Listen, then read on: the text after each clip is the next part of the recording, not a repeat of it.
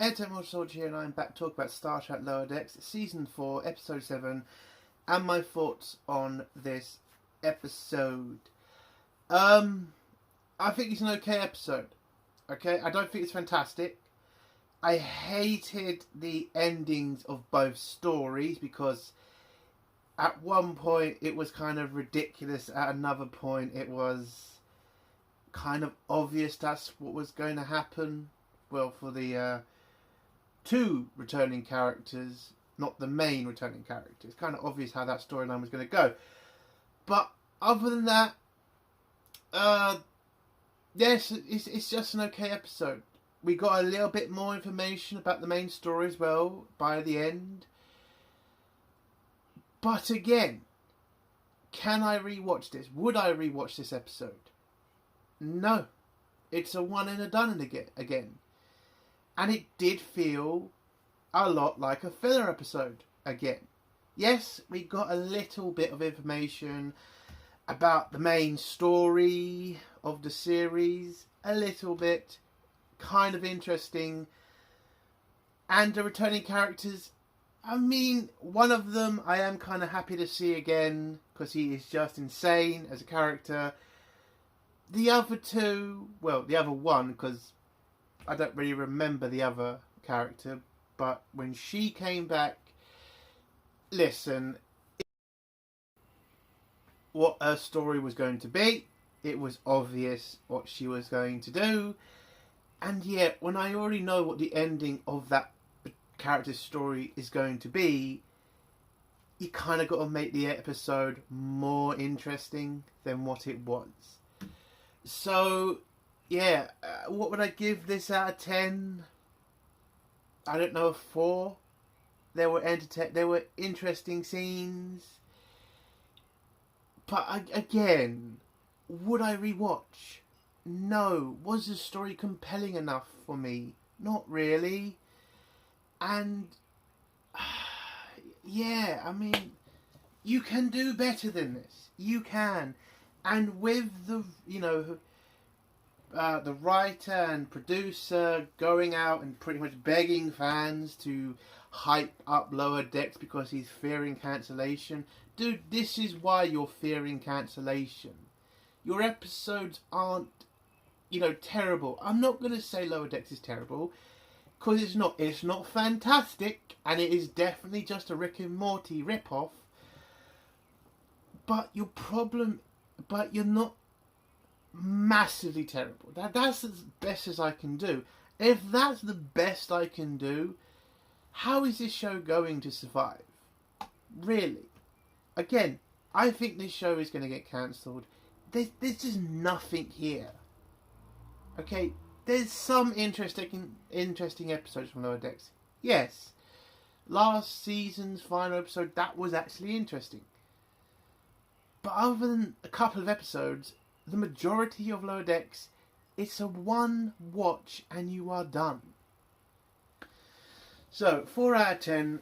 Let's go into spoilers now. If you do not want to hear spoilers, leave in 3, 2, 1. So, the episode starts off with a ship going through a bunch of debris. Oh no, hold on. Is that how it starts? Yes, that is how it starts. So, yeah. We start the episode off with a bunch of Drogamine scrounging or finding a bunch of salvage. Turns out in this salvage there is a program. It's Badgie. Okay, Badgie comes back. Badgie tricks one of the Drogamine to get the device, what's his face, Rutherford's eyepiece. Apparently, if he can get it close enough to a person's face, he can pretty much enter into their body. Not sure how a program can do that, but apparently Badgie can do that with the eyepiece. So he takes over this Drogamine and apparently then takes over the entire ship. We then go to a scene where the mysterious ship destroys another ship, which is a Bainar ship. And then Badgie heads over to scrounge what's left of that debris there. We then go to the Cerritos, where the Lower Decks crew get told about their missions. Rutherford and Mariner are going to stay on the bridge, where as Boimler and Tendi are going back to Earth to revisit some returning characters. Now, I have to be honest about one of the characters. I do not recognise him because I did drop off of Lower Decks sometimes, so I have missed a couple of episodes, and this character's name is Agmes or whatever the hell he is. So apparently he's been in an episode before where he was fighting Boimler, and apparently Boimler defeated him, put him in prison. But apparently he knows information about the ship that attacked the Bynarr, and this ship is the one that's been attacking all the other ships. So he wants to sell that information to Starfleet for release. But Starfleet is not going to agree to that. They're going to send Boimler to kind of, try to get the information out of him. But Boimler kind of realises, yes, this is probably a trap, and he's probably going to use this as an attempt to escape. But as it's orders, he's going to do as he's told, and he's going to head to Earth to try to get Agnes to give him the information. Tendi is also going to Earth to fucking deal with Peanut Hamper. I'm really sick of that fucking character. Yes, Peanut Hamper is back. The character we all really need in our lives. That stupid cunt. Oh my god. Yes, so she's apparently reformed, and she is in no way trying to escape and lie to get out of prison. Now, why would she do that? She's obviously innocent, and she obviously has never lied to the Federation a bunch of fucking times. Oh, bloody hell. Listen, as soon as I knew what the storyline was, I knew what the fuck the ending was going to be. I already knew, okay? You're not going to do the same story twice with Peanut Hamper betraying Starfleet again. I mean, it would just be boring. So I knew what they were going to do. She would just turn out to be good at the end. Oh, well, spoiler, but there you go. But anyway, so they head off to Earth. Whilst they're dealing with that, we go back to Cerritos, which has been sent on a mission to investigate the missing Bynarr ship. They get there, they scan, and then Badgie and the scrounging ship, the Drumar, whatever ship, and they get a signal on the ship. The captain's trying to warn them about Badgie, but Badgie kills him and reveals himself. And Rutherford starts shitting himself because it's fucking Badgie, and we all know how much Badgie wants to kill Rutherford because he treated him like shit. So Badgie pretty much does the usual thing, threatens his father, or he calls him his father, threatens Rutherford, threatens the Cerritos, tells them he wants to kill his father, and Rutherford, gone through this too many times, knows what he has to do, just basically surrender to Badgie and hope he can convince him not to kill him or get close enough to kill him, basically. But the captain says no. Badgie, unfortunately, is a Federation program which Rutherford has put a shitload of information in, so he understands how to defeat a Federation starship, especially the Cerritos, which is a pretty shit class of ship. And he gets past their shields pretty easily. The Cerritos is pretty much dead in space, and Badgie has them at his mercy. Rutherford begs the captain to let him surrender to Badgie, but the captain says no. So Rutherford just heads off on his own, abandons his post, runs off and gets into a spacesuit and jumps out of the ship, trying to make it to the ship to surrender to Badgie. Mariner joins him, trying to stop him from doing something stupid, but it's kind of too late for that because Badgie beams him on board his ship, and then we go through the whole Badgie threatens Rutherford, but then what happens? Rutherford grabs Badgie and hugs him and apologises for being a bad father, and this kind of fucks up Badgie's programming because he's never been hugged by his father before, so apparently that's all that he needed to kind of get him out of his loop. But unfortunately, Badgie, the evil side, because you have to say that now, starts to fight this and pushes out all the good feelings that he has for his father and makes a new baddie program, which is Good G. I'm not joking, that's what the character's called. Good G. So Good G is all the good feelings from Badgie, and pretty fucking useless in this episode, by the way. So yeah, so now that he's gotten rid of the good feelings to Rutherford, he wants to now try to kill him, but Rutherford and Mariner pretty much leg it and hide somewhere, whilst they figure out a way to defeat Badgie. Back with Tendi and Boimler, they are on Earth. Tendi goes to the hearing where Peanut Hamper is, and pretty much just watches her do a speech of how good she is. Oh, I should mention the scene before that, shouldn't I? We get a scene on Earth in the robot prison where you pretty much see Peanut Hamper and Agnes pretty much saying what they usually do. They're both really actually evil, and Peanut Hamper is basically lying through her circuits to the board just to get free, and Agnes is going to use Boimler as a way to get out of the prison and then somehow get free and take over the transport that he's using to get away from Starfleet. And both are then going to somehow meet somewhere and begin taking over planets, apparently. So Boimler gets there. He has a conversation with Agnes, who apparently now just has to turn himself blue. And apparently that's enough to fool a Starfleet officer that he's good now. Just changing the colour of his screen. Fucking hell. Yes, and apparently that does fool Boimler. Boimler is kind of suspicious of Agnes and doesn't really trust him, but sees the blue screen and pretty much says, well, I'll give you a shot. So basically, Agnes pretty much tells Boimler, I need to get off, I need to go see this drone, connect with it, and I will find out all the information you need to find out about this ship, or at least what the information the drone has on the ship. So Boimler agrees. They take a shuttle. Tendi's with him, and it turns out it's a trap.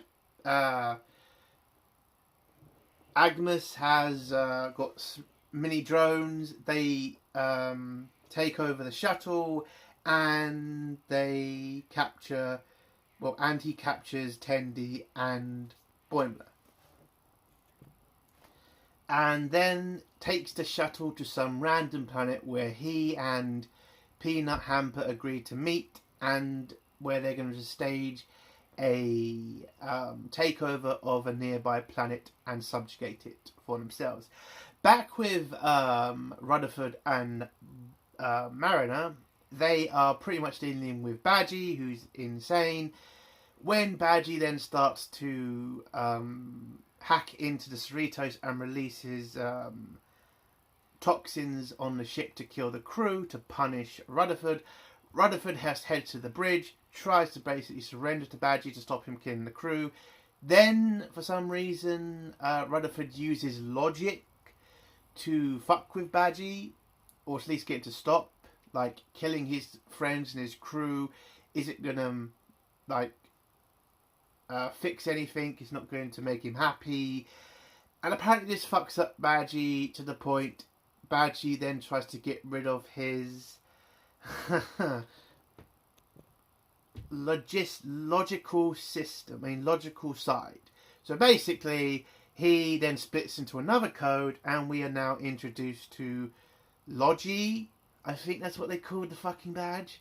Yeah, so Logi is the logical part of Badgie. And now that Badgie has gotten rid of his logic, Badgie then goes insane and then starts to talk about his plan to take over the entire Federation by taking over the Federation's computers.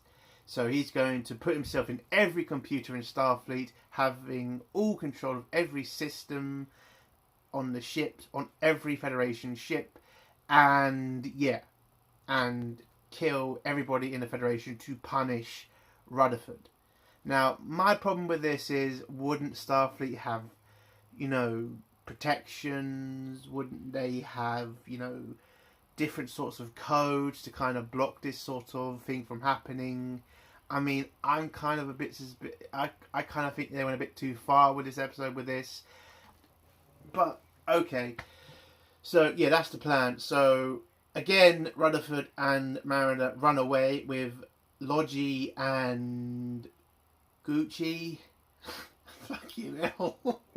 Yeah, Logie and Gucci, and they hide again from Badgie, who just sends his men after him again. We go back to Tendi and Boimler, who are now on the beach with Agnes, who is waiting for Peanut Hamper, and it pretty much looks like Peanut Hamper has done what she usually does and portray people. And you pretty much see Boimler trying to tell Agnes this, but Agnes is not having this. He starts to act like a fucking simp from Peanut Hamper. He keeps denying it. They then go to the nearby planet and take it over, where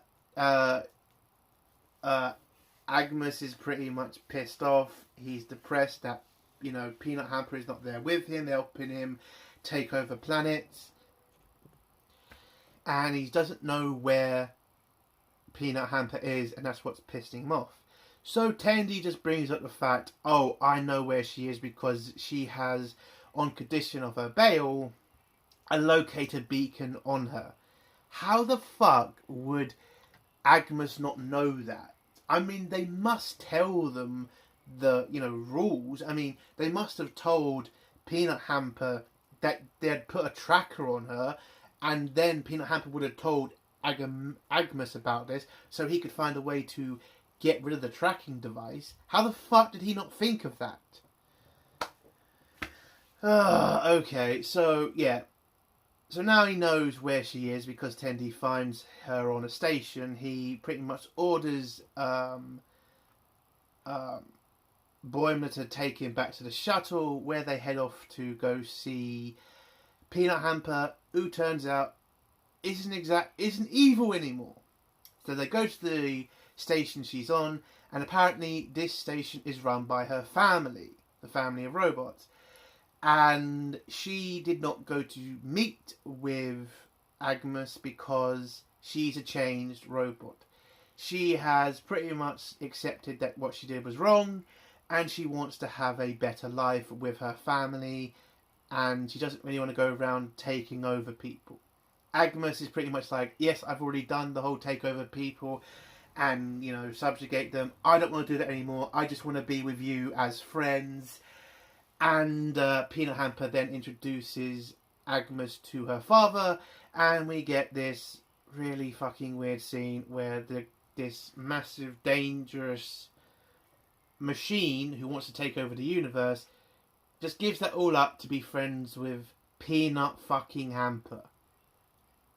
Fucking hell.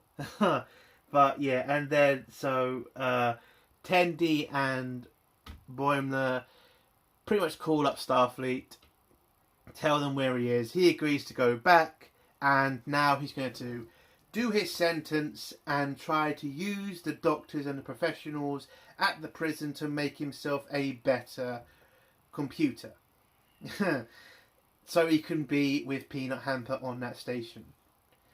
And then he gives Boimler the information he needs about the mysterious ship. Turns out the mysterious ship doesn't destroy the ships. It pretends to destroy the ships and just takes them somewhere. So they now have a new lead on what the ship is doing, and the fact it now has hostages and is just taking the ships for some reason. Okay. Back with Badgie. Badgie has gone so fucking insane that he wants to destroy the Federation, so he wants to take over every computer in Starfleet. And Rutherford tries as hard as he can to stop him, runs up to the bridge again after he remembers what Tendi told him about, don't just give up. He doesn't. Heads back to the bridge, tries to talk to him, but is unsuccessful because Badgie gets what he wants. He downloads himself into the computer of every fucking Federation ship, base, computer, everything. And then Badgie becomes a fucking god. I am not kidding. That's what Badgie becomes.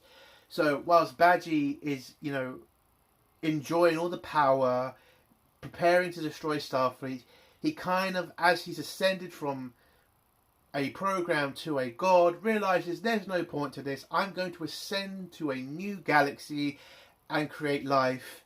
And then we see that fucking koala, and he runs up there and becomes a god somewhere. That's how Badgie is defeated. He becomes a benevolent god and just gives up all the power that he had over Starfleet and runs away. That's how that ended. Pretty shit. I'm not going to... Listen, it's just dumb, okay? Badgie becomes a god and Rutherford could barely stop him. And all it took to make Badgie go nuts was a hug, by the way. So yeah, that's how that story ends. And the episode ends with Rutherford's new program, Good G, and him fixing a transporter that has a grappling hook, even though they have tractor beams. Again, I don't get that. Anyway, but I mean, you have tractor beams now. Grappling hooks would be more than useless. They'd take up space. You wouldn't really need it. I mean, there probably would be some places you could need it, like if somewhere. But if you able to block computers, you could block the fucking tow cable because it needs computers to work. So again, why would you need a tow cable? Anyway, so everybody else is kind of freaking out because it's Badgie. Well, it looks like Badgie, and after all the shit that Badgie's done, you kind of not really going to trust that program ever again, even if it's called Good G. But the episode ends with Rutherford stuck on a wall with the tow cable around his foot, and Tendi and Marin are pretty much getting the fuck away from the new Badgie because of the history. And it's just Badgie and Rutherford fixing the tow cable, and that's how the episode ends. It's a 4 out of 10. It's an okay episode. The endings could have been a hell of a lot better. But, yeah. It's just okay. That's all it is. Bit too simpy on the Agnes side, I would say. But other than that, again, there are parts that are good, there are parts that are crap. But again, it just feels like a filler. Even with the information we get about the ship, the mysterious ship, again, it just still feels like a filler. And as this is only episode 7, we've got one more filler episode left before we go into the 2-parter episode where we probably find out what this ship is doing and what everything's about. So, yeah. There you go.